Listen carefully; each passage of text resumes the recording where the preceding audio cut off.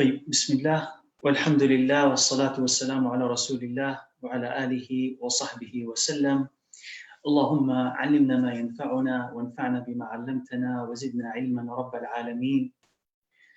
بإذن الله عز وجل, we're continuing with the explanation of Kitab al-Siyam, the chapter of fasting from Kitab Umdat al-Ahkam, from the book of Umdat al-Ahkam. Alhamdulillah, we had 2 sessions so far.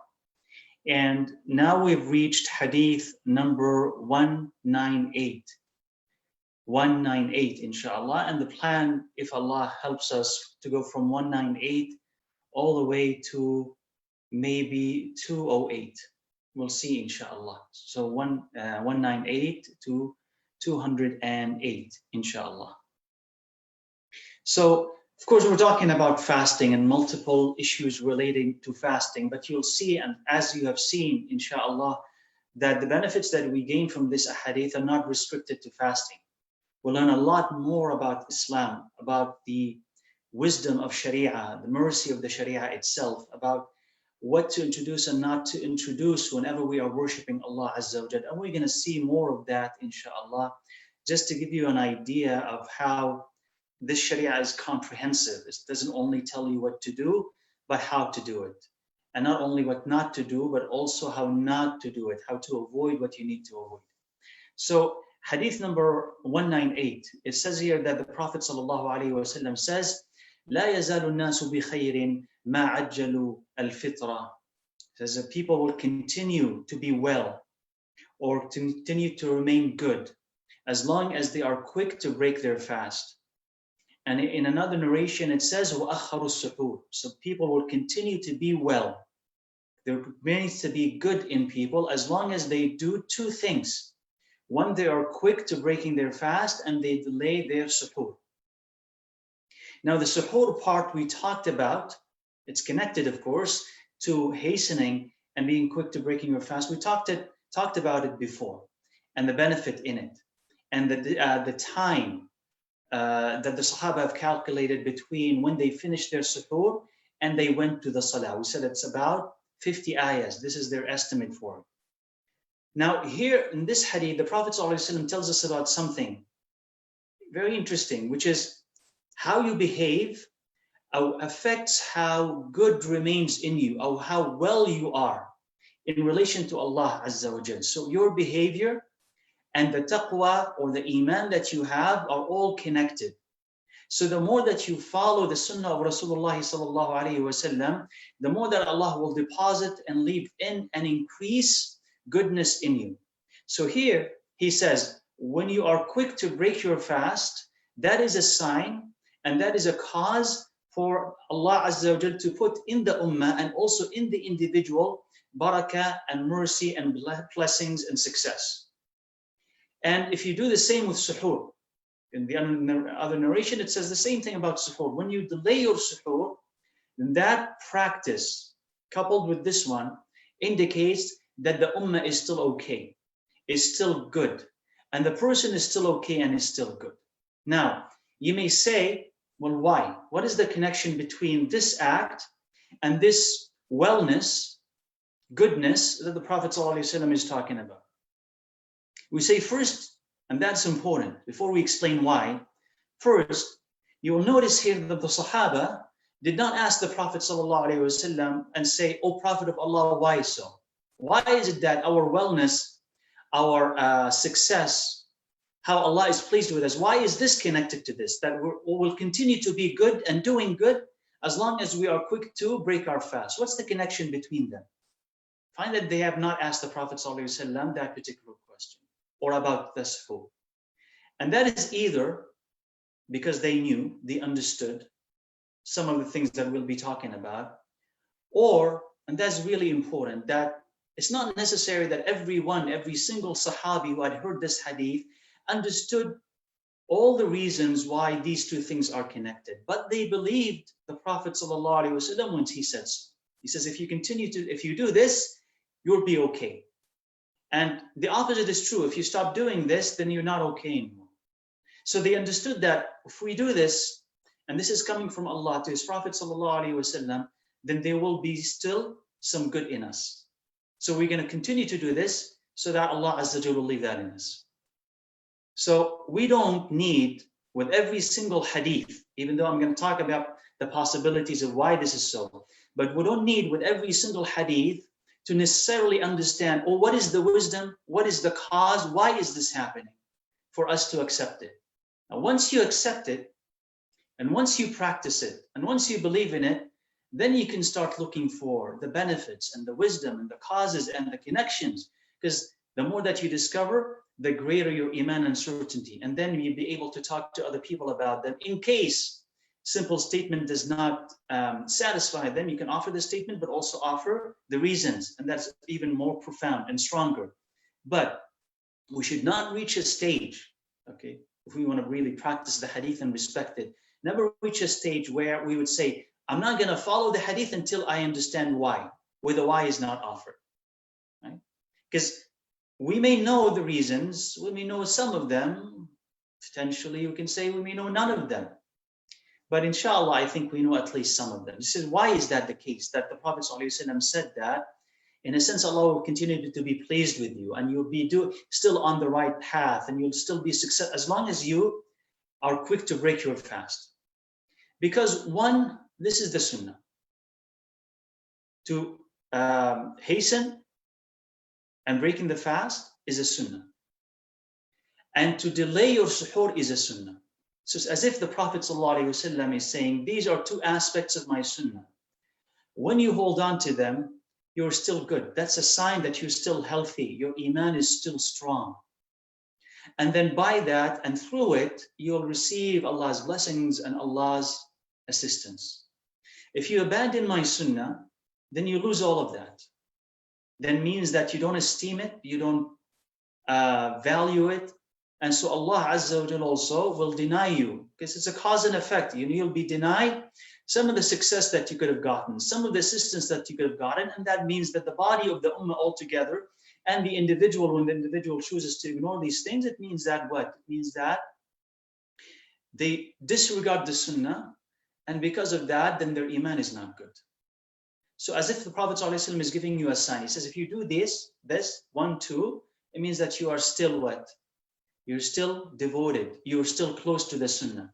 And they say this is how the Muslims, especially early on, used to rectify whatever was wrong with them. That is, if they're going through a series of ordeals and hardships, fighting an enemy, or an enemy is fighting them, or there's these natural disasters that follow one after the other, something is happening. They'll ask themselves, are we adhering to the sunnah of the Prophet ﷺ? So they'll take an inventory of whatever they were doing. Things that we should be doing, but we're not. Things that we're doing, but we shouldn't be doing. A sunnah that we are neglecting. And if they find that there is a sunnah that they're neglecting, all of them will practice it so that Allah Azza wa Jalla will lift and take away whatever hardship they are going through and grant them again success, and they will have this khayriyah, this goodness that Allah wants to put in them as long as they are ready to receive it. So here, the first is because we are following the sunnah of Rasulullah ﷺ and following what Allah loves. The second is that also you notice in it that Allah Azza wa Jal takes care of you and your needs. He says, why did Allah subhanahu wa ta'ala make it so that it is recommended that you are quick to break your fast? Because that is to your advantage. That Allah wants you to do what? Wants you to fast.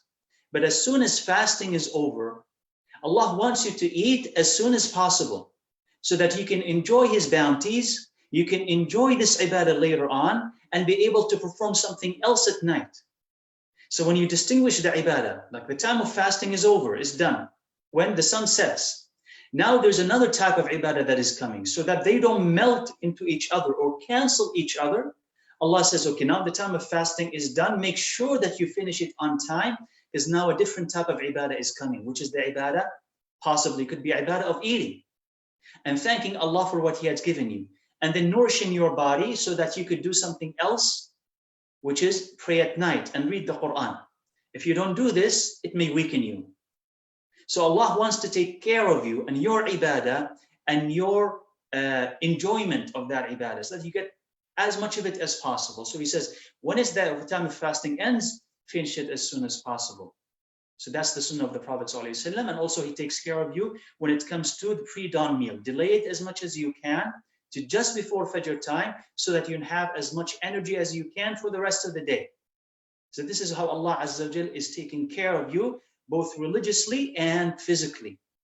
And if Allah wants this for you, and you recognize Allah's generosity, you will accept Allah's gift and Allah's generosity. So this is why Allah Azza wa Jal loves this, and this is why the Prophet ﷺ recommended it, and that was what his sunnah.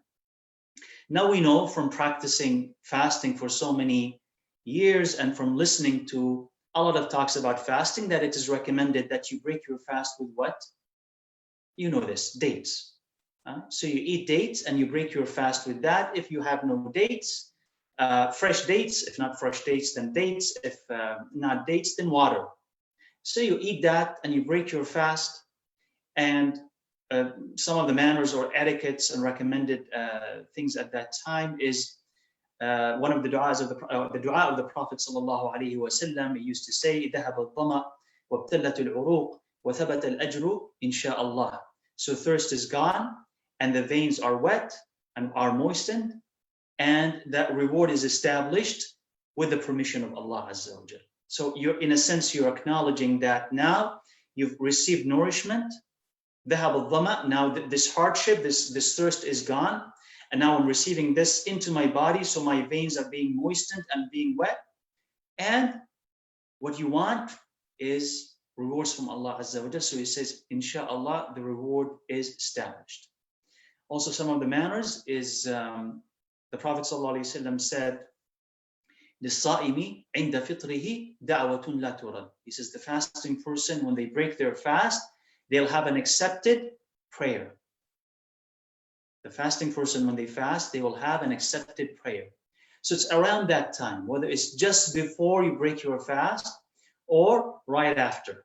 So you have an accepted supplication.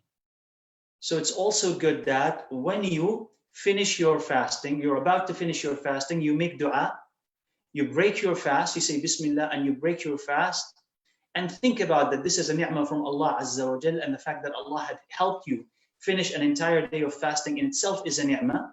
So there's the ni'mah of fasting, the ni'mah of eating, and then ask Allah Azza wa Jal for something right after. So this is a good time to ask Allah subhanahu wa ta'ala for whatever you want. Blessings of the hereafter and the blessings of this dunya. And that is for every single day of Ramadan. So you think about it, inshallah, if you want something in particular from Allah Azza wa Jal for your hereafter and also for this dunya, think about it that you're going to be asking Allah for these things maybe every single day until, bi'idhnillah, you've asked Allah for the entire month. So this is Hadith 198. So the sunnah, right? So as soon as the sun sets, that you go ahead and break your fast. Hadith number 199. The Prophet ﷺ says, إِذَا أَقْبَلَ اللَّيْلُ مِنْهَا هُنَا وَأَدْبَرَ النَّهَارُ مِنْهَا هُنَا فَقَدْ أَفْطَرَ الصَّائِمُ.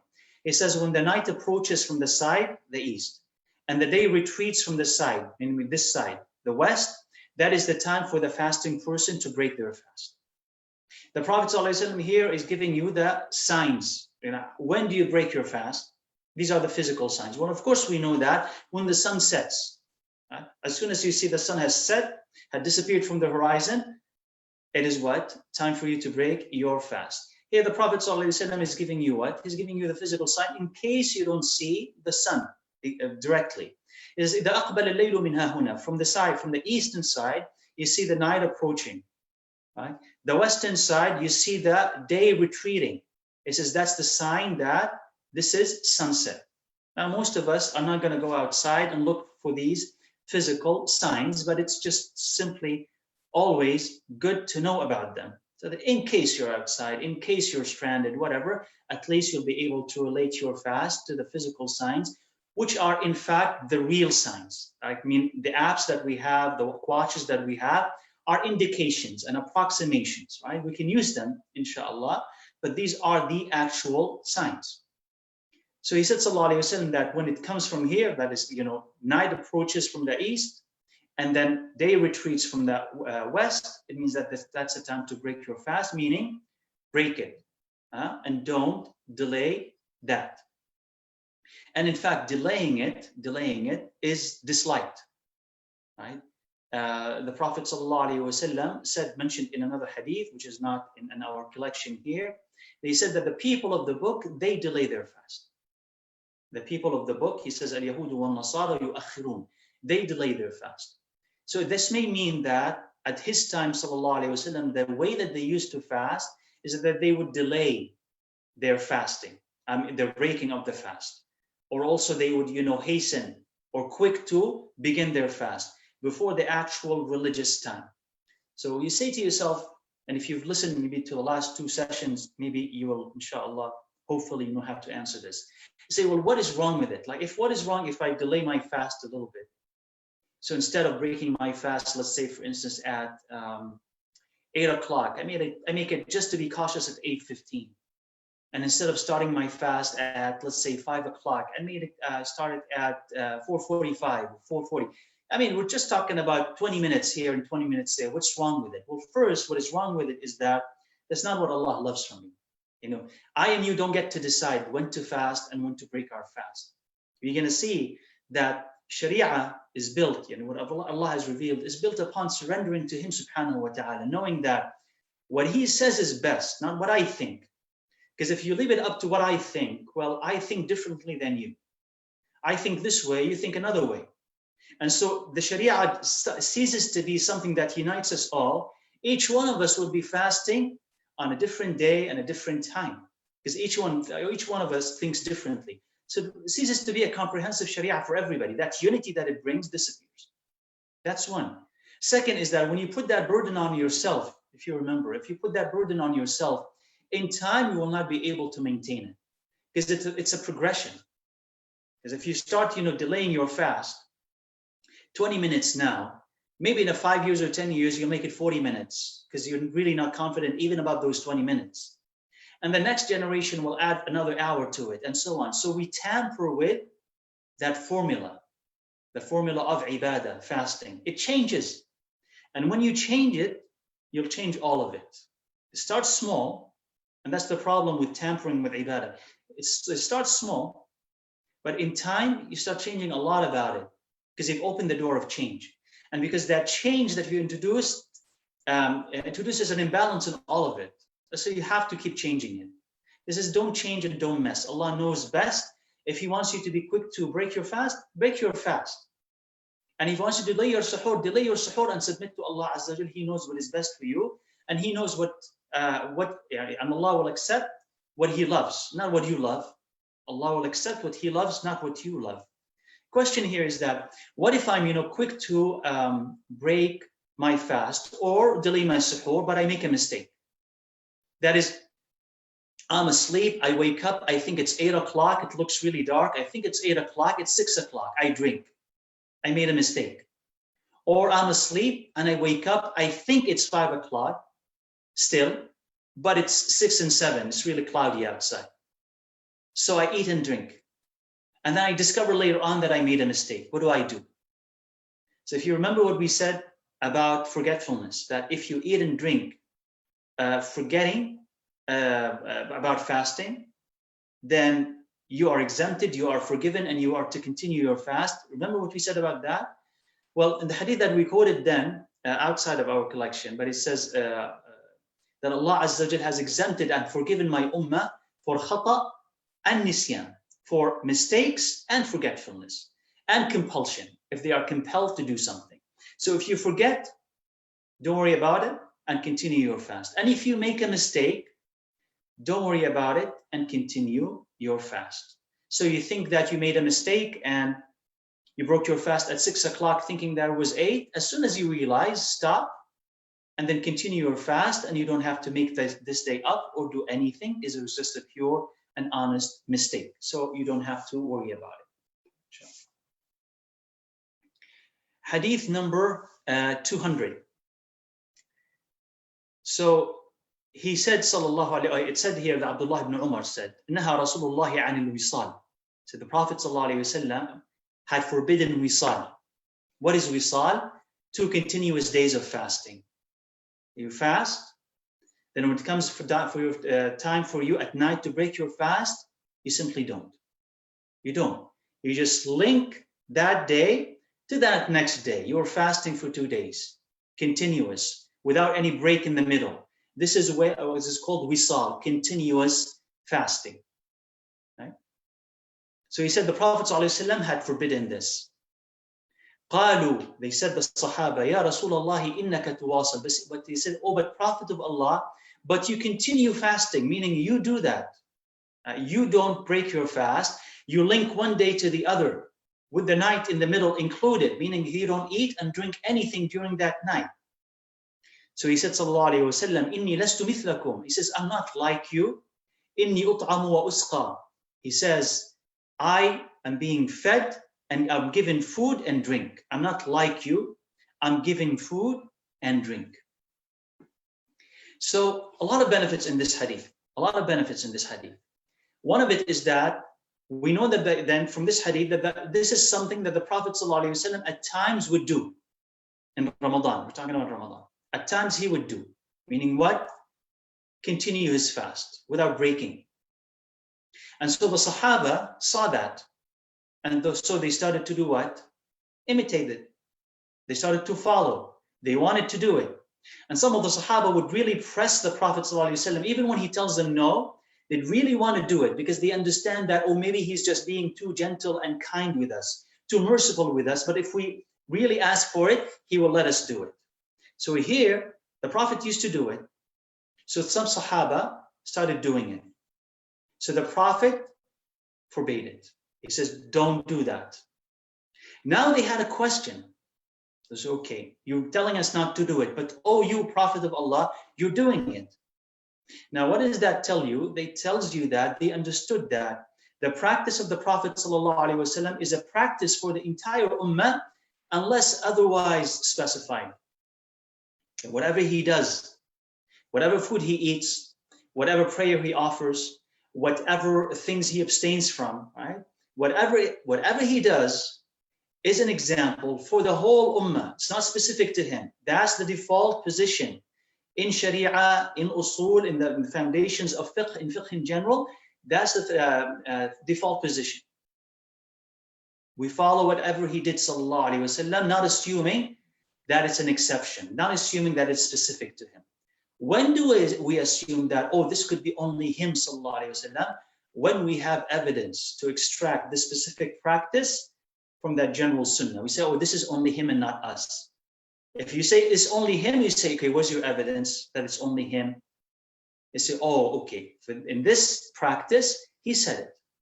So wisal is for him. You say, where do you find that? I want to do wisal. I want to fast for 2 days. You say, no, you shouldn't. We'll see what we can do if you wish to do that. But you say, no, you cannot do this. You say, why? The Prophet used to do it. He says, yeah, in this thing, he said, I'm not like you. That's here we diverge. Everywhere else, I'm like you. And you're like me. In a sense, we're human beings. And so you follow what I'm doing. Here we diverge. I am not like you. Why, O Prophet of Allah? They didn't ask him that. He offered the explanation. Why, O Prophet of Allah? Why aren't you like us in this regard? He says, Inni ut'amu wa usqa. I am given food and drink. In another narration, it says, Inni abitu inda Rabbi. I spend the night with Allah Azza wa Jal. Yut'imuni wa yasqini. He feeds me and gives me drink. Right? Now, what does that mean? The scholars debated that statement from the Prophet ﷺ. What does it exactly mean? Now, does it mean that the Prophet ﷺ physically goes, ascends into the heavens? And it doesn't mean that. He's on earth, right? He doesn't go to Jannah. He's on earth. So, inda Rabbi, with my Lord, it means what's close to him, subhanahu wa ta'ala.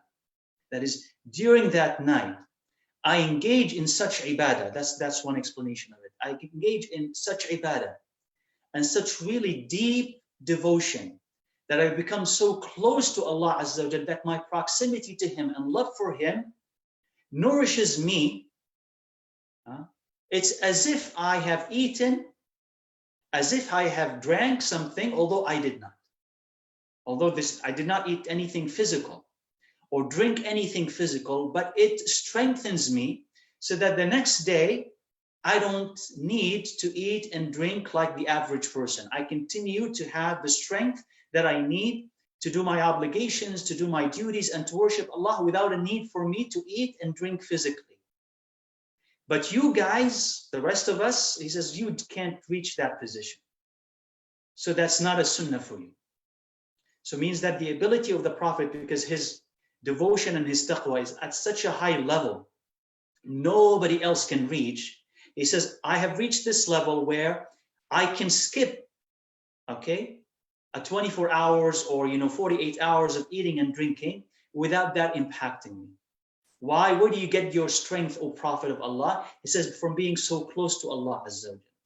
Now, there's another opinion that says that it is actually physical food and physical drink that happens to come from Jannah to the Prophet sallallahu alaihi wasallam. But then, Wallahu a'lam, I mean, he didn't explain, but then the scholars have said, well, if he is actually eating and drinking from Jannah, he's not really fasting. That's not continuous fast. So there has to be something metaphorical. It has to be something metaphysical, not something that he actually ingests. And they say, an example of that is that if you're close to someone that you love, you really, really love them, and you're hungry, but you really love them, you haven't seen them for a while, that meeting may make you forget for some time about your hunger and about your other needs, because the intensity of that connection, of that moment and that meeting, makes you forget about your other physical needs until you separate, and then you're, oh, I was hungry, I forgot to eat. I don't know if you've gone through that experience. You probably have. You're really hungry or you're really thirsty, but something really important happens, you forget about eating and drinking. So it acts as a substitute, this emotional substitute. So that's what they're talking about here, is that there was this emotional connection, devotional connection from the Prophet ﷺ to Allah, that he didn't need to eat and drink. And so the Prophet ﷺ preferred for himself that he wouldn't eat and wouldn't drink, and actually would abstain longer from eating and drinking, because the idea of Ramadan altogether, without tormenting ourselves, by the way, so not to go to an extreme, is to actually decrease our intake of food, not increase it. So to eat less, not to eat more. So the Prophet ﷺ was eating less, and so because he didn't need to eat, he had no need for it, he chose not to. But he did not give that option to the Sahaba. Okay? And I'll tell you what he did with them, sallallahu alayhi wa sallam, in Hadith 209, so 201. He says, the Prophet sallallahu alayhi wa sallam says, فَأَيُّكُمْ أَرَادَ أَن يُوَاصِلْ فَلْيُوَاصِلْ إِلَى السَّحَرِ. He says, and if any one of you wants to continue to fast, meaning continuous fast, that is, time for Maghrib comes, and you want to say, no, I want to do more. He says, if you want to do this, continue to fast until as-sahar, until before dawn. And then eat, meaning at night you have to eat. Got it? That is, what is forbidden and what is allowed now? Or let's put it this way. What is the recommended act? And what is allowed? And what is forbidden? The recommended act is, as soon as you hear the adhan, as soon as the sun sets, you break your fast. That is the best, and that is what is recommended. If somebody says, I want to do more, and I want to fast more and extend it by a few more hours, they say the maximum that you can do this is till before dawn. Okay, the suhoor time, right? 1 hour or 2 hours or 30 minutes, whatever you choose to eat your suhoor, till that time, and then you have to eat. You have to eat, and then start your fast anew with dawn. Right? But in a 24-hour period, you have to at least eat one meal. And if you want to make it continuous, you eat it at suhoor time. You can eat it. You can break your fast before that. You can extend your fast by 1 or 2 hours, 3 or 4 hours, if you wish. But that's not the recommended act. And I doubt really that a lot of people are actually eager to do this. And it was a different attitude around the Prophet ﷺ than it is today. But in case if it happens, or at least in theory, we understand what to do. So that's the part that is allowed. The recommended is to break your fast as soon as the sun sets. The forbidden part is for you to do what? Fast continuously without eating at night. 2 days. That is forbidden. Because the Prophet ﷺ had said that this is what? I forbid this. And some scholars say this is disliked or this is forbidden this is not disliked if a person is strong enough, etc., etc. There are a lot of opinions around it. But if you just stick to the words of the hadith, they will, inshallah, be clear enough to tell you this is not something that that the Prophet ﷺ recommended. And what he did with some of the Sahaba who would press him, they said, no, we want to do it. No, we want to do it. He says, okay, continue fasting with me. And he did it for one day, and then did it for the second day. And then the third day was Eid. And the Prophet ﷺ said, he says, if this wasn't Eid, I would continue a third day of continuous fasting with them, in a sense, as just to show them that this is not right. So some of the Sahaba were like too eager to do this, overzealous, right? That the Prophet said, okay, you're not going to listen to me. Let me continuously fast with you for as many days as left in Ramadan. It happened to be only 2 days. But he said, if it was even a third day, I would continue to do it, as if it's a punishment for them, because you're seeking something that I told you not to do. Right? And it doesn't work for you. So again, Allah Azza wa Jalla knows best, and the Prophet ﷺ is actually more merciful and more insightful than we are with our own selves. So follow his sunnah sallallahu alayhi wa sallam. Hadith 202. And again, this is a beautiful hadith that tells you about what we need and what we think we can do, what we like and love to do, but what Allah Azza wa Jalla loves is different. So it says here that Abdullah ibn Amr ibn al-As, and he was really a devoted worshipper of Allah, a Sahabi, both knowledgeable and also a devoted worshipper of Allah. He says that the Prophet was told that I said, Wallahi, I said, by Allah, I'm going to fast each day and pray the whole night as long as I'm alive. So what did he do? He promised, and he made kind of like a vow, a nadr, or took an oath that what we're going to do every single day without exception. Of course, there are some prohibited days, we will see, of course. But every other day of the year, I'm going to fast all of them. And every single night, I'm going to pray the whole night. Not part of the night, I'm going to pray the whole night. I mean, like we're talking about from Isha to Fajr. Every single night, as long as I'm alive. So the Prophet ﷺ said, did you say that? And here is the importance of verification. Because he may have heard this, I don't remember, he may have heard this from his father, he may have heard this from someone reliable, but still, you're talking to the person who made this pronouncement, took that oath, and you want to understand from them directly. So here, the importance of verification and not just depending on hearsay. Did you say this? He said, yes, I said it.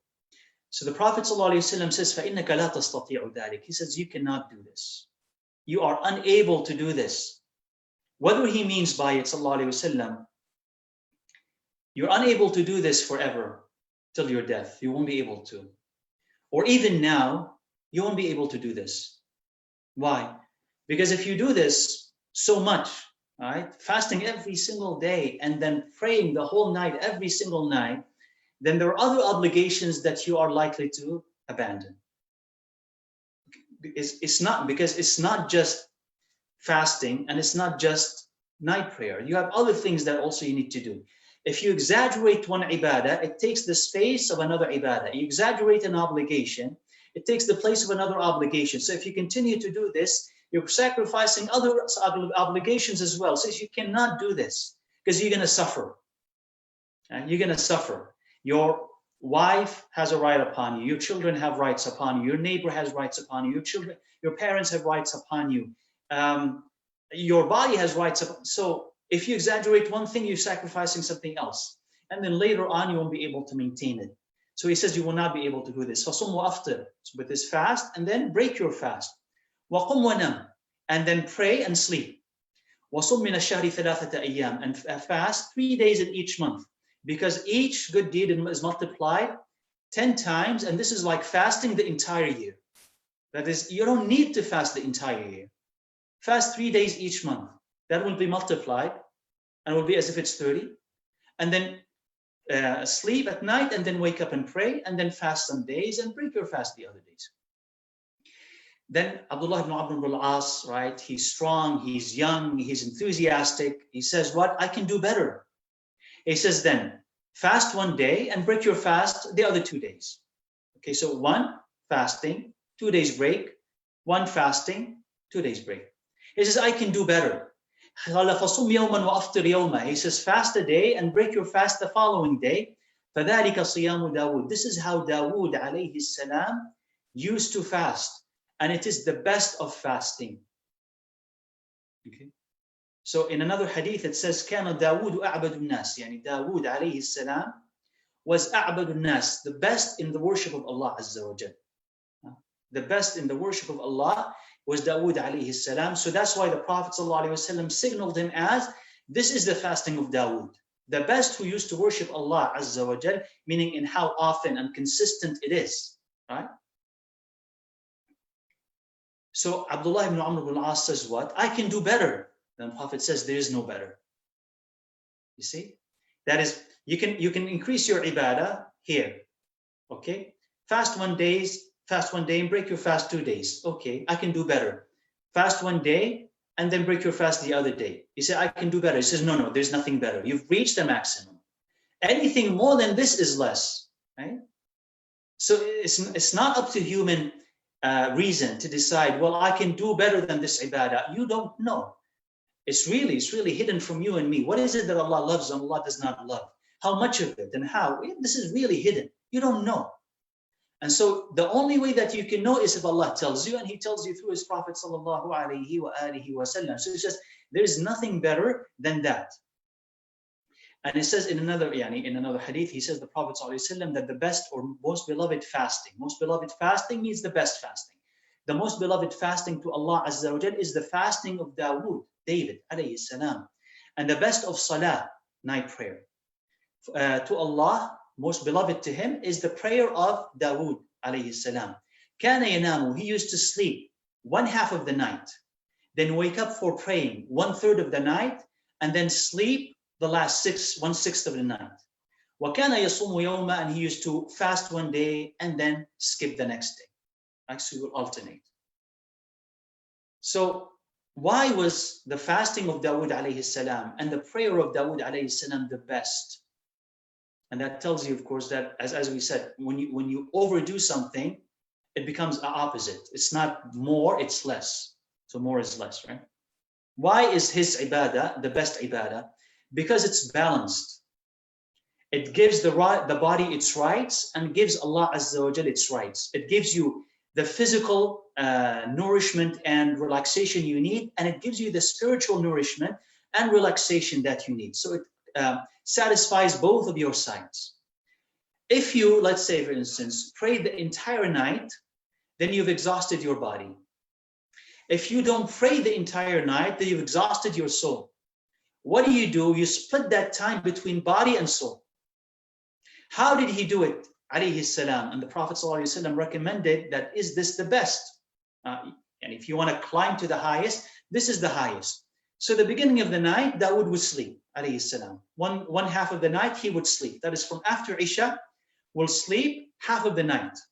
Okay, you want to know how much that is? Divide the night, okay, and on 2, you get 1/2 of the night, right? He'll sleep 1/2 of the night. Then he would wake up. Then the next 1/3 of that night, he'd be praying. And that part coincides with the virtuous part of the night where Allah Azza wa Jal comes down and He asks His servants to ask for His forgiveness and to ask for whatever they want, because Allah is going to grant it.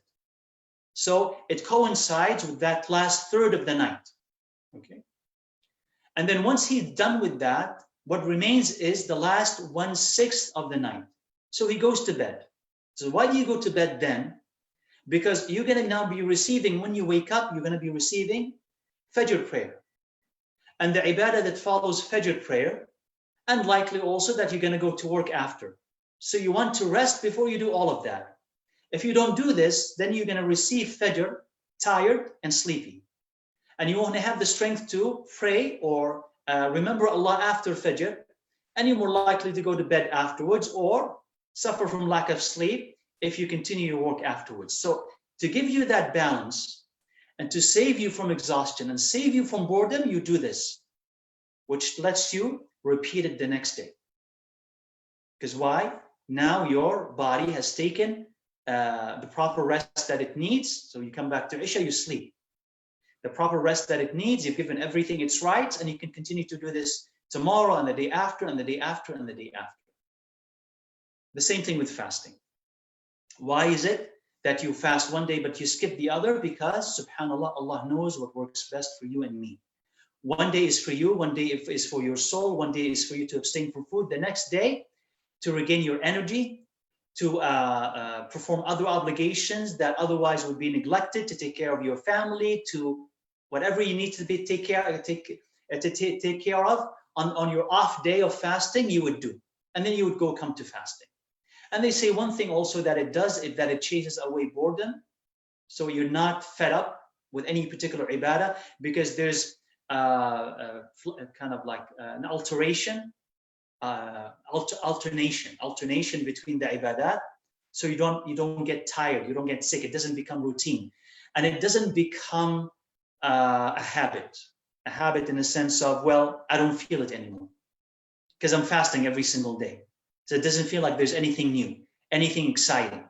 But if you fast one day, then break your fast, and want to fast one day, break your fast, there is something new happening. And every single day when you're fasting, you have to renew your effort, renew your intention, which makes it better and fresher.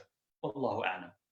So Abdullah ibn Amr ibn al-As, right, later in his life, he said, I wish that I've accepted the exemption of the Prophet sallallahu alaihi wasallam, meaning at the first when he told him what, just fast 3 days, he says, I wish that I would have accepted the exemption of the Prophet sallallahu alaihi wasallam. I did not push myself so hard.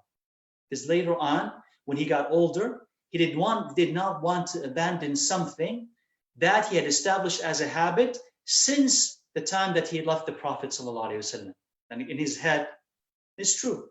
In his head, I left Muhammad sallallahu alaihi wasallam doing these things. And now it had been so many years after him, I don't want to quit this practice because I got him from him. You follow? So I don't want to quit this practice or any virtuous practice. But it became difficult for him later on at old age to continue to fast 15 days in a month or read as much Quran at night. So he says, I wish that I would have accepted the exemption from the Prophet sallallahu alaihi wa alihi wasallam. So let's see, inshallah, maybe we'll take we'll see maybe one or two more hadiths, inshallah. Hadith number 203. Abu Hurairah radiallahu anhu, he said, Awsani Khalili, my beloved, my really close friend. So the Khalil is the sincerely beloved, the one who's really dear to me. Enjoined me, recommended, highly recommended. This is what Awsa, highly recommended me to do the following 3. Siyamu thalathati ayyamin min kulli shahr, that I fast 3 days from every month. Wa rak'atay al-duha, and the 2 rak'ahs of duha. Wa an utira qabla an anam, that I pray witr before I go to bed. So this is a strong recommendation coming to Abu Hurairah from someone that he loved dearly, who is the Prophet sallallahu alaihi wasallam. And you notice that these are easy to do. 3 things that are really easy to do. But subhanAllah, when you hold on to something that is as simple as this, it at least establishes a ibadah that will be consistent for the rest of your life. You don't need to abandon this for the rest of your life because it is easy to do. As long as a person has health, inshallah. You will be able to do it for the rest of your life or most of your life without exhaustion, without boredom, without any burden on you. And there's a lot of rewards in it. And you can use it to build on it later on if you wish to do more. But that becomes what? The minimum. So if a person wants to start, okay, he says, start with this. Start with this. Huh? He says, what do I do? He says the following. Siyamu thalathati ayyamin min kulli shahr, fasting 3 days from every month. Voluntary.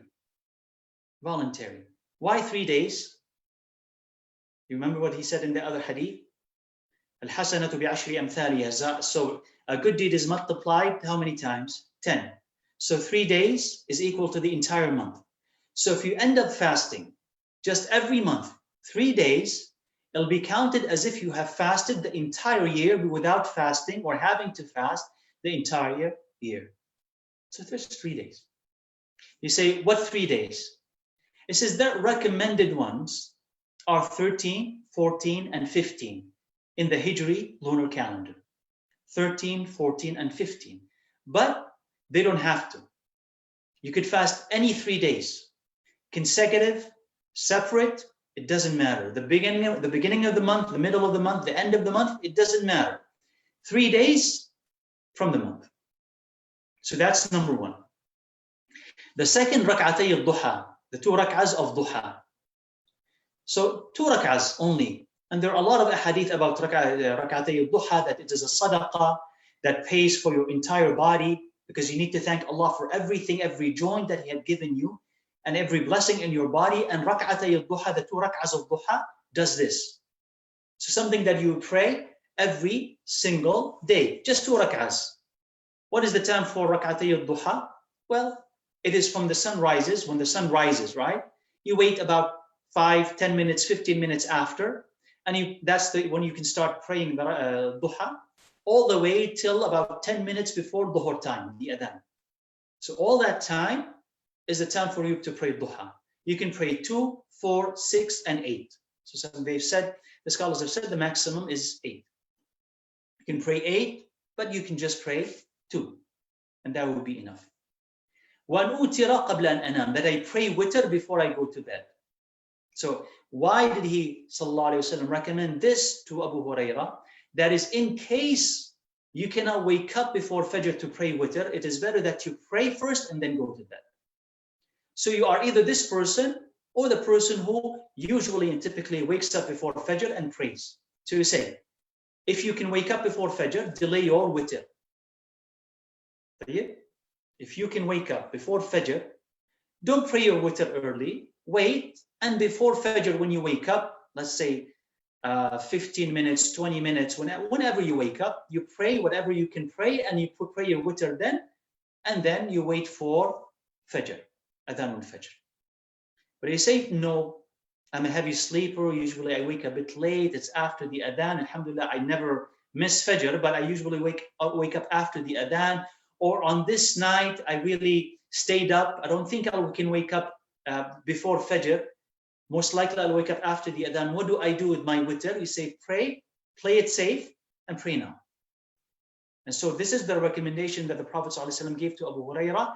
And someone like Abu Hurairah, that is, you may, subhanAllah, your sleep pattern, or you may work at night, and you will not be able to wake up before Fajr. It says, before you go to bed, pray your witr, at least you have prayed it. So whatever you want to pray of night prayer, and then you conclude that with witr.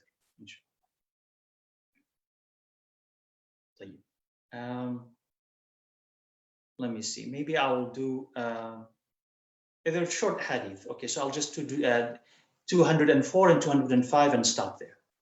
So Jabir radiallahu anhu was asked, he said, did the Prophet ﷺ forbid fasting Fridays? So did the Prophet ﷺ forbid fasting Fridays? He says, Na'am wa Rabbil Kaaba. He says, yes, by the Lord of the Kaaba he did. So someone is asking Jabir, I want to know about something about the Prophet ﷺ. When it comes to Friday, did he ask us not to fast on Fridays? Jabir said yes, and he didn't only say yes, he says, by the Lord of the Kaaba, yes, meaning indeed he said yes. So this is, he's swearing by Allah. Why? For emphasis, not that this person is not going to believe him. No, that's not the case. It is for emphasis. This is so established, so true, so well known. I heard it from him directly that yes, indeed he did so. So for emphasis, he swears by Allah, radiallahu anhu, that is Jabir. And that is at times would be the habit of the Prophet sallallahu alaihi wasallam. When he would say a hadith in the beginning, he says, وَالَّذِي نَفْسِي بِيَدِهِ, by the one who has my soul in his hand. And he would say this, this, this, this. So why would he say that? It is all for emphasis, to know that what is coming after is absolutely important and absolutely true. So he says, did the Prophet forbid it? He says, yes. Here, the Prophet ﷺ, we hear this, his statement now. He says, لا يصومن أحدكم يوم الجمعة. Let one of you not fast on Fridays. Meaning, do not fast on Fridays. إلا أن يصوم يوما قبله أو يوما بعده. Unless you fast a day before or a day after. Okay. Well, you say, well, what does this have to do with Ramadan? Well, I mean, on the one hand, it's fasting, but on the other hand, it does also teach you something about submission to Allah when you are performing an ibadah. Now, he said, sallallahu alaihi wasallam here, what, Friday, you're not supposed to fast. But let's stop there. There's an exception, which is if you fast a day before or a day after, meaning you fast Thursday and Friday, that's allowed. You fast Friday and Saturday, that's allowed. You fast Thursday, Friday, Saturday, that's allowed. You fast Friday alone, that's prohibited. Why is it prohibited? He didn't tell us. Remember the first hadith? He said he didn't tell us. Here, he didn't tell us. Do we need to know to practice? No. He said, Friday, don't fast. Don't fast. I really want to fast Fridays. He says, well, do you know that Allah is going to accept that from you? Allah is going to like it. Why do you want to fast Fridays? That's not a day of fasting. Now, after you accept it, after you practice it, now the scholars come and say, well, let's try to figure out maybe the possibilities behind it. Why would it be not a good idea to fast on Fridays? First, they said, it's a day of Eid. It's a day of Eid. That is, the weekly Eid is Friday. So as a day of Eid, like the other days of Eid, the annual Eids that we have, you're not supposed to fast that day. So here Allah Azza wa Jalla doesn't want you to fast that day. So because it's a day of Eid. So that's one explanation. The other explanation is that Friday has other ibadahs in it. So Allah Azza wa Jalla wants you to actually reserve your energy for that other ibadah. And maybe if you fast, that is going to take away, drain your energy from that other ibadah. So what other ibadah are we talking about? So you have the ibadah of reading the Quran, okay?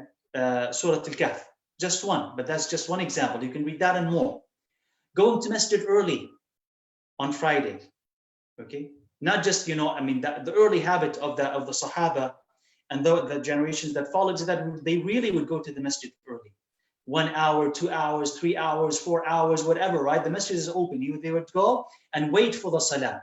And they would engage throughout that time in ibadah, meaning that they will remember Allah, pray, read the Quran, and so on and so on and so on. So that is a time for ibadah. So maybe if you're fasting, you will be able to do this as well. And then after Friday, you also have a time for ibadah. Between Asr and Maghrib, that is a time where dua is accepted. So that it doesn't drain your energy and it doesn't compete with the ibadah on Friday when you fast. The other one, and the other one is also really significant, is that you don't alter Friday by introducing other ibadah in it, thinking that it has a special virtue. So we know that Friday is special for a lot of reasons, and there are a lot of hadith about it. So someone may be prompted to say, well, I'm going to only pray at night on Friday. And I'm going to only fast on Friday. Why? That's how they reason. It's a good day, so why not fast? And it's a good day, why not only pray at night during that night? If you do this, Friday starts to change, like how it looks, and the prophetic practice of Friday starts changing. And as we said, when you start altering and changing, the entire thing collapses. All of it changes.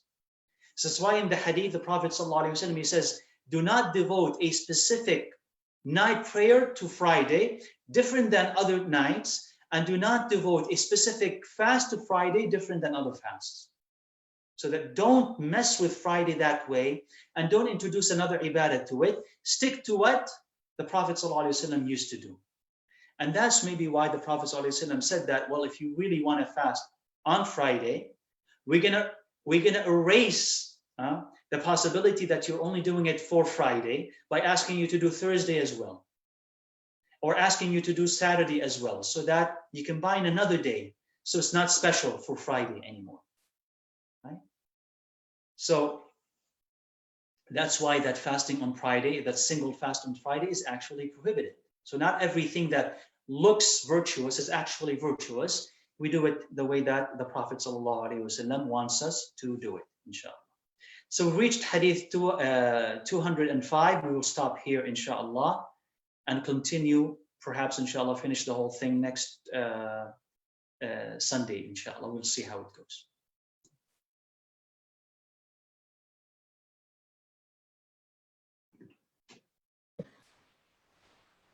Okay, Jazakumullah khair, Sheikh.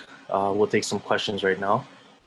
The first question's in regards to the fast of Dawood alayhi salam. So when it comes to Fridays, as you said, it's not allowed to single it out. When one makes the intention to do the fast of Dawood, what should one do when one of the days of fasting lands on Friday?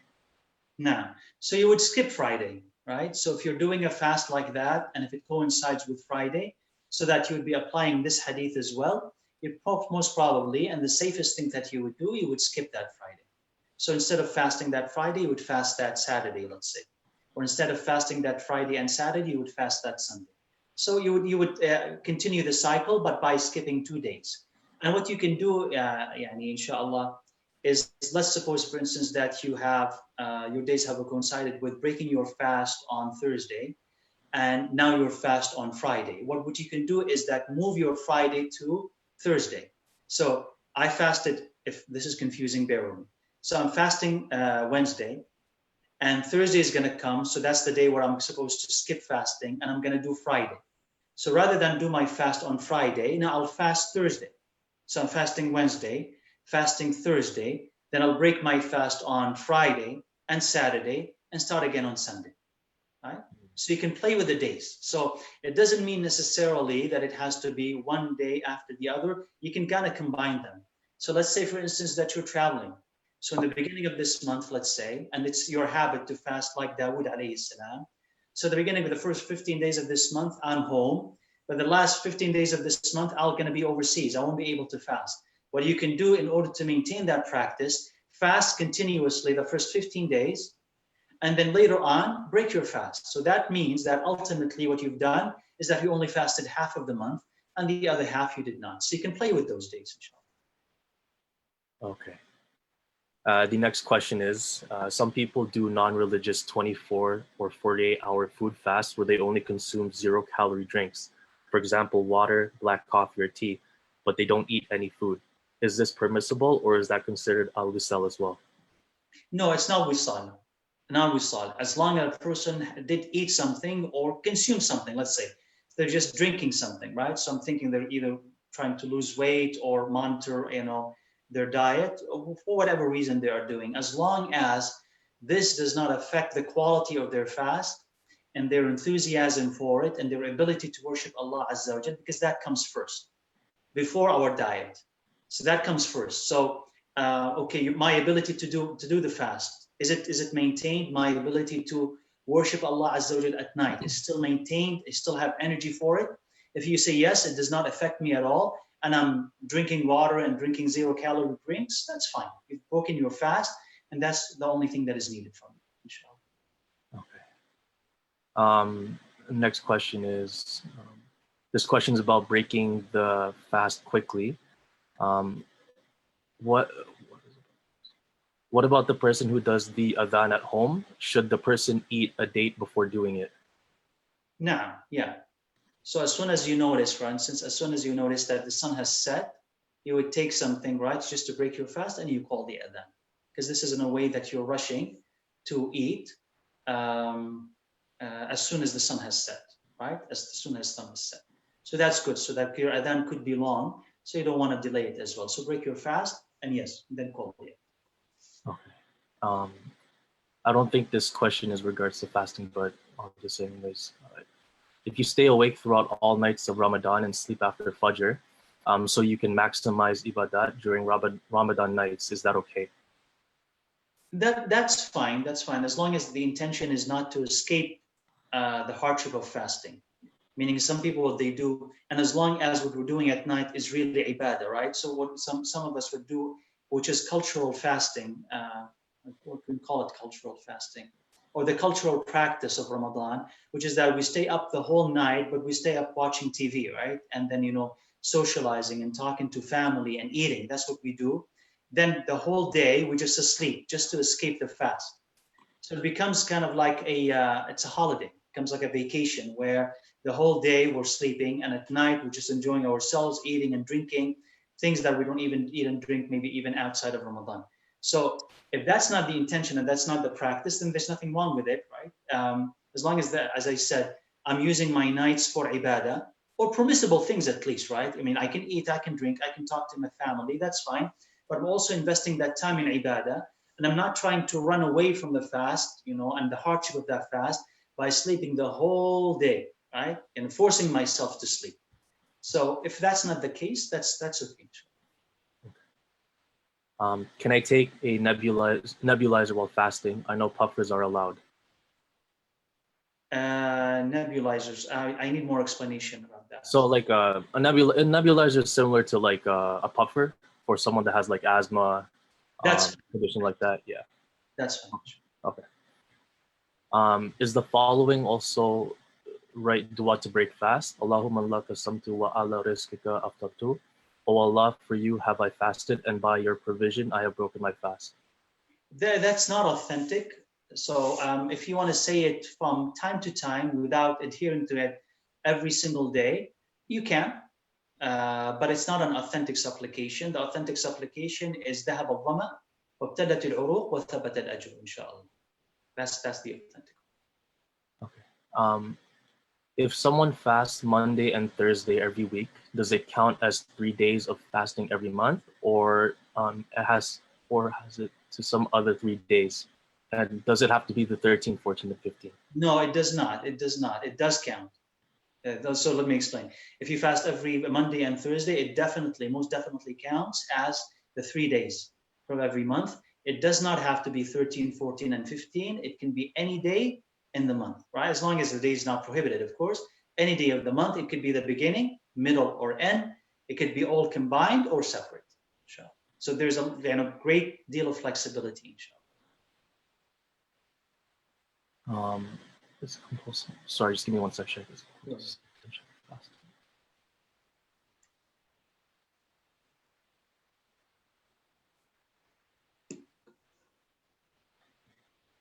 I'm gonna skip that question for now. So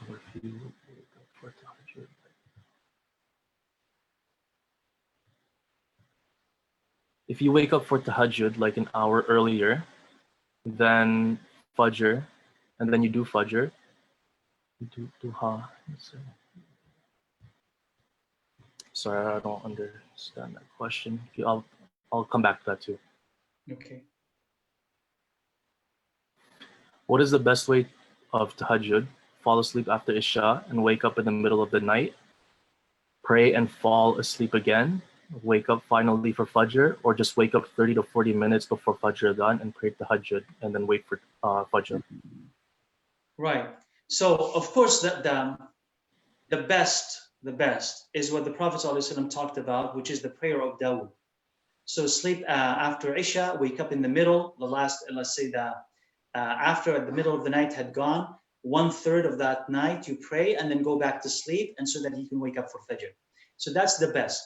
Now, that for one reason or another may not work for you. Remember that with all of these scenarios that we're talking about, you can sleep here, you can wake up there. You have also to adjust it to the fact that it needs to respond to your needs, to your schedules, to what you are used to, and to what you can do. So if it's difficult to do this thing, then the next other thing, which is not as good, becomes the best thing for you, right? So maybe for some of us, right? I can't do this. If I wake up in the middle of the night, I cannot go back to sleep again. I try, and then I cannot. So what works for me is maybe what the questioner is proposing, which is what I wake up just an hour before Fajr, or half hour before Fajr, because then I have slept most of the night, and now I can pray, and that's my capacity. That's what my body needs. So I can pray for half an hour or an hour, and then wait for Fajr, and then go to work afterwards or whatever. That I can do, and I can do this very well, and I can do this every night. You say, hold on to that. Keep doing that. Because you say, if I do the other one, it'd be very difficult for me. I can't. I simply can't. If I wake up, I come back. I cannot go back to bed. So you say, okay, do what works for you, as long as you're doing something. Maybe another person says, that's them, the nature of their body and the nature of their work is that I can't wake up before Fajr. I tried. I can wake up for Fajr, but not before Fajr. We say, what do I do? He says, before you go to bed, that what I can do, before I go to bed, half an hour, I can pray tahajjud then. I can pray qiyam then. He says, hold on to that. Hold on to that. Don't put on yourself something that Allah did not obligate and you cannot do. Maybe a few years down the road, maybe you'll be able to do the other thing. But now you can only do this, just do that, inshallah. Okay. So it depends on what is working for you and what you can do. Okay. I believe this question by Said has two parts to it. So the first one is it compulsory to say intention for fasting? I'm assuming before one starts the fast. And also for the ruling of closing the eyes during salat, during the extended sajda. Is it okay to repeat Subhana Rabbil A'la as many times as one like? So for example, 25 times or something like that. Okay. So the first one is about the intention in fasting. No, you do not utter the intention. You don't verbalize. The intention is in the heart. So you can just maybe pause for a minute or so before your salah, before your fasting. Not that you need to, but if you want to like purify your intention, you just ask yourself, what am I doing? Why am I doing it? For who is this for? What do I want from it? This is all an internal conversation, not verbal.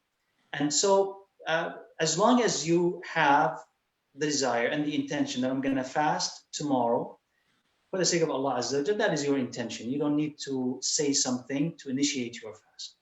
It's the same thing with salah and the same thing with fasting. Right? So that's about that. Okay. The other one is, if I understood the question right, is that when you are in sujood, can you say Subhana Rabbi al-A'la as many times, let's say, for instance, you said 25 times. Yeah, because it is dhikr of Allah. So the scholars do talk about, let's say, a minimum, let's say. A minimum is to say 1, or a minimum is to say 3, right? But a maximum is up to you. How long you want to stay in sujood. And you can say Subhana Rabbi al-A'la as many times as you want. You can say other dhikr as well that is reported from the Prophet ﷺ. You can engage in dua. Then you can go back and say Subhana Rabbi al-A'la as long as you want. Of course, if you're an imam, you take care of the people behind you and don't elongate the salah beyond what they can tolerate. But if you're praying by yourself, you are, as they say, the prince of your own self, meaning you control how long you want to stay. And so, yeah, you can say it as many times as you want. Okay. This is also to clarify the question about the nebulizer. Can the nebulizer be taken by asthma patients during fasting?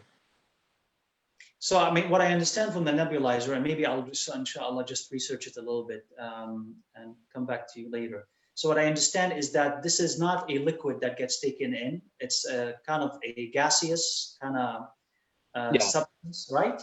Yeah, similar to like a puffer. Yes. So as long as what you're taking is gas, right? There's nothing wrong with it, right? So if you're taking an inhaler, right? If you have asthma, okay, that's permissible. So if that thing is like that, then inshallah, there's nothing wrong with it. So no worries about it. I recently started fasting Monday and Thursday. My habit is not strong. Given the fact that we have 2 weeks left to Ramadan, do you suggest I stop now or continue? If this was your habit so far, continue, inshallah. I don't think it's going to weaken you in any way. It may actually motivate you or give you kind of extra stamina to be able to fast Ramadan, if that is ever a concern. But if this was your habit, let's continue with that habit, inshallah, because, you know, it's possible that if you stop it now, it may be difficult for you to continue after Ramadan, perhaps. So let's if the habit is not strong, let's strengthen it by continuing that. Inshallah. And this is also to clarify the number of times you can say Subhana Rabbil A'la in sujood. Does it have to be an odd amount of numbers, or can it be any? It can be any. It can be any. There's no limit on it. You can just engage. You don't have to count, right? And that's the beautiful thing about it. You don't have to count how many times you have said it. Say Subhana Rabbil A'la. As long as it's coming out of your heart, then that could be, you know, 7 times, 10 times, 50 times. It doesn't really matter how many times, as long as it's just you're communicating with Allah, and when you have enough and you need to sit up, you sit up.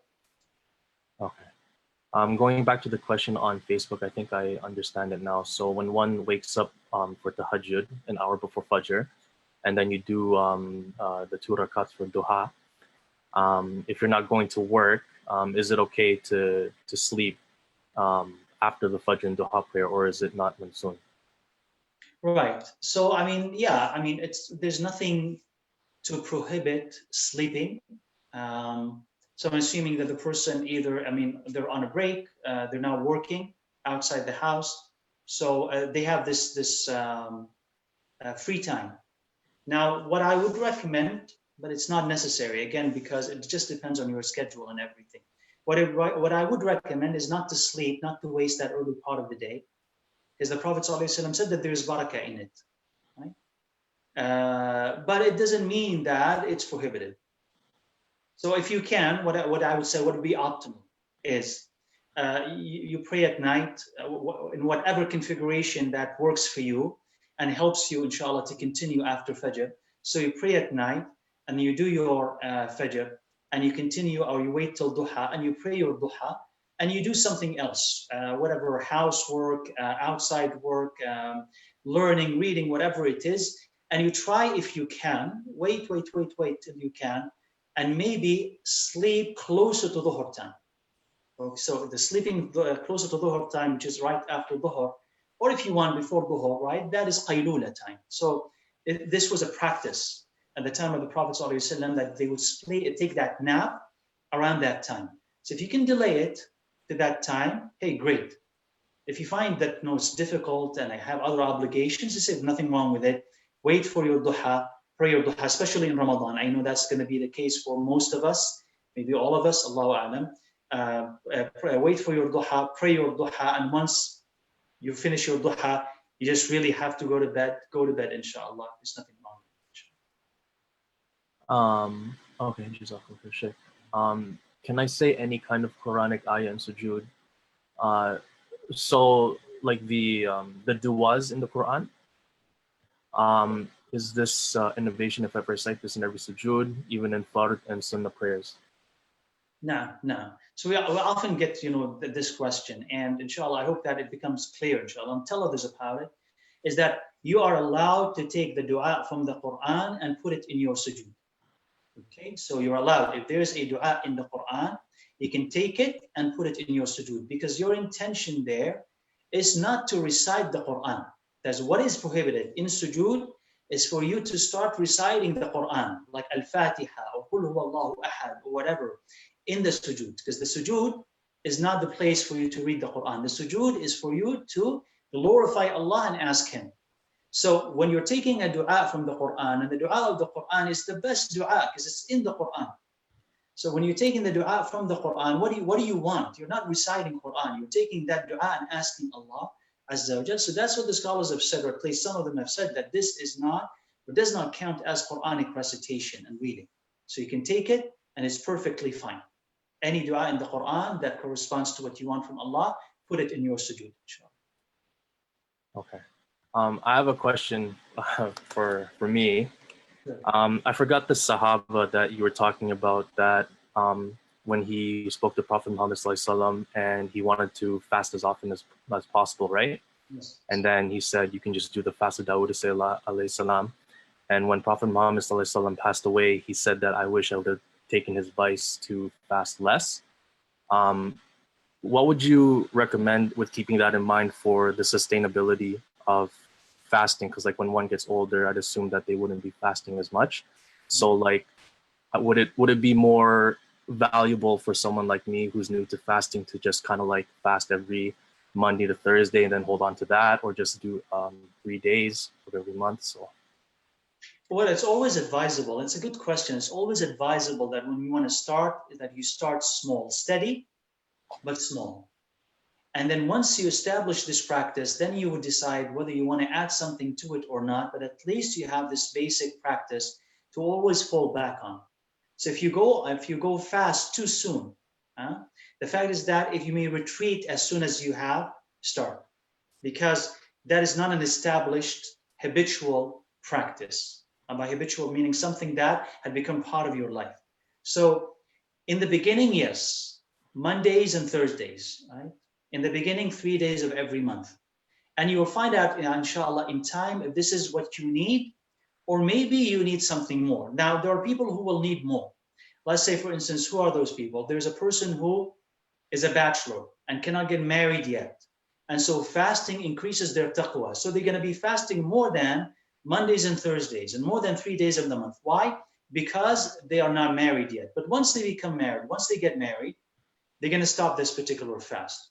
Or fasting in general helps them stay away from real bad habits. As long as they are fasting, they're not drinking, they're not taking drugs, they're not gambling, whatever it is. They're not looking at the haram, they're not going out, they're not going to clubs with their friends, they're not doing this while they're fasting. So because that fast protects them from the haram, they're going to be doing a lot of more that fast until a time where they don't need to fast as often. Maybe they get married or move to somewhere else. Anyway, that sin is no longer an issue for them. But let's say for a person who doesn't need extra fasting for those reasons, then you start small, and then you see later on, do I want to add something to it?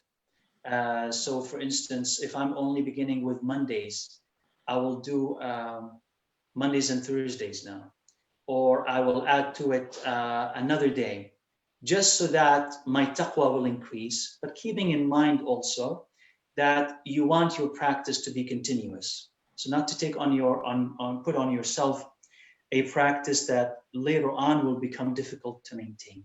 So sustainability, what you've talked about, is important.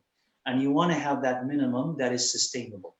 So take on yourself, and as we mentioned that in the books, take on yourself what is sustainable, and don't take on a burden that take on a practice that later on may become a burden. Okay, Jazakumullah khair. I hope we answered the questions completely. Any clarification, please raise your hand now if you need anything clarified by the Sheikh.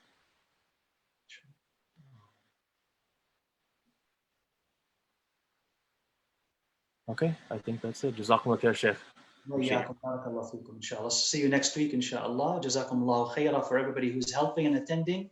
May Allah Azza wa Jal benefit you with what we have heard and we are learning, and help you to teach it to others and to apply it. Ameen. Subhanakallah wa bihamdik. Ashhadu an la ilaha illa anta astaghfiruka wa atubu ilayk. Assalamu alaikum wa rahmatullahi wa barakatuh. Jazakallah khair. Assalamu alaikum wa rahmatullahi wa barakatuh.